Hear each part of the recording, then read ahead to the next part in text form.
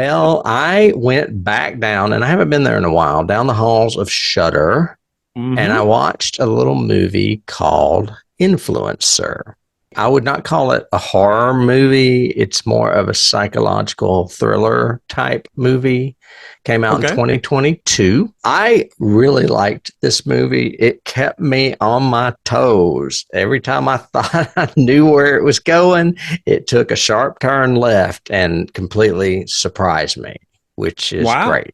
Okay. Yeah, it is filmed mostly on location in Bangkok, Thailand. So the scenery was definitely new and kind of exotic. It's directed by a guy named Curtis David Harder. And I was like, I don't know who this guy is. But then I looked him up and realized he's a Canadian director that directed a movie about a gay couple that I watched on Shudder called Spiral.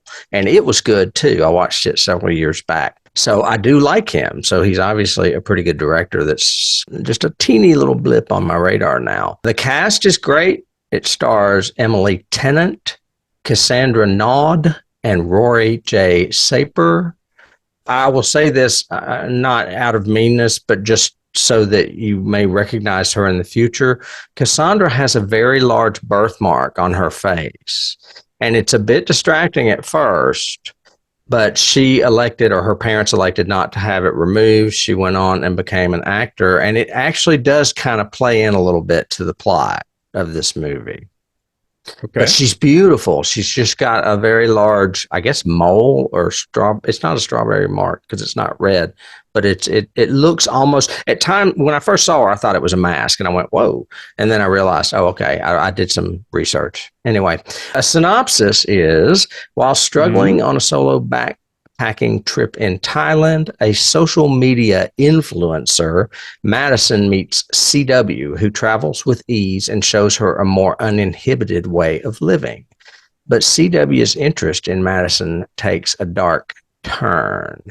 That's not the best summation because it sounds predictable, and this movie is not at all. But it Okay. is. It has modern plot devices or modern story, because social influencing has not been around very long. Obviously, in the last couple of decades. So it's fresh. What I guess I'm trying to get at. It's got a fresh plot. It only gets 92% on Rotten Tomatoes, but I say that's a fair score. I mean, it kept me entertained. I wish I'd watched yours instead. Maybe I would have liked it, but I Maybe don't it's not a spy know. movie though. No, but it's very interesting. I think it's ample time somebody kind of used that job description for a film influencer. Well, I think I told you about a movie last year called Sissy, and it dealt with social media as well, and it was a great Australian horror film Okay. that All it right. dealt with social media and different types of gender fluidity, that kind of stuff. So anyway, I like seeing that kind of stuff now because it's getting more prevalent in America or in the world's conversation, I guess you'd say.